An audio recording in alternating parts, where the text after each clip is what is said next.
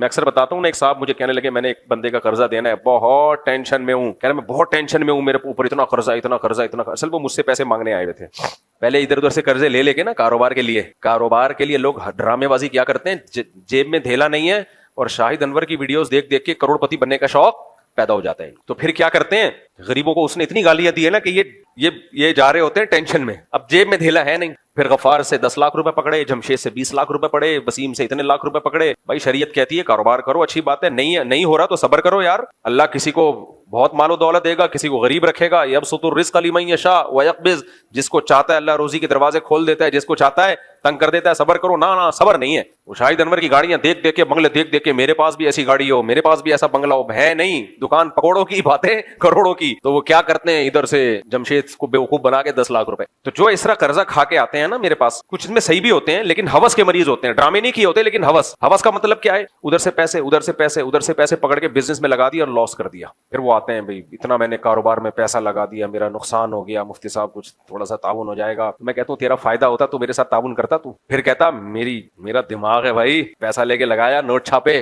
حماقت کی سزا مجھے دینے آ رہا ہے. جب تجھے کچھ تجربہ ہے نہیں, لوگوں کا پیسہ ٹھوک دیا تو نے, اس حماقت کی سزا کی تلافی حماقتیں تو کرے, تلافی کون کرے؟ زکوٰۃ صدقے کے پیسوں سے, وہ لوگوں کی امانتوں سے یا اپنے پیسوں سے. میں نے کہا بھائی لوگ ہمیں اس لیے امانتیں نہیں دیتے کہ تم جیسے بے وقوفوں کے ساتھ ہم کیا کریں, تعاون. میرا اعلان یاد رکھو, کس کی نے بھی کاروبار کے نام پہ قرضہ لے کے ڈبویا ہے, نہ میری فاؤنڈیشن اس کے ساتھ مدد کرے گی, نہ میں کوئی زکوٰۃ صدقے کے نام پہ لوگوں کی امانت اس کو دوں گا.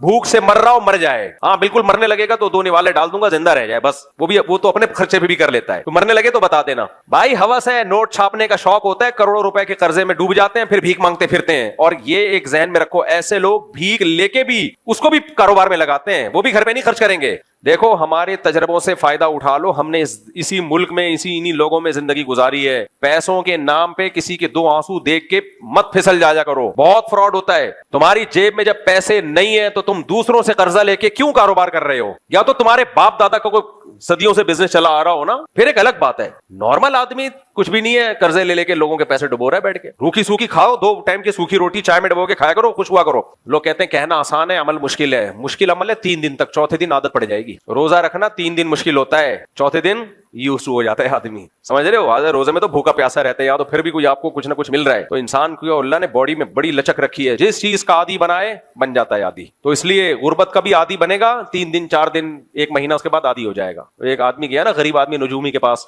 کہا یار میرے ہاتھوں کی لکیریں دیکھ کے بتاؤ کیا ہونے والا ہے. اس نے کہا کہ تو 10 سال تک مزید غریب رہے گا. یہ خوش ہو گیا, کہہ رہے اس کے بعد, کہہ رہے پھر تجھے غربت کی عادت پڑ جائے گی, پھر تجھے غریب رہنے کی یعنی ٹینشن ختم ہو جائے گی تھی.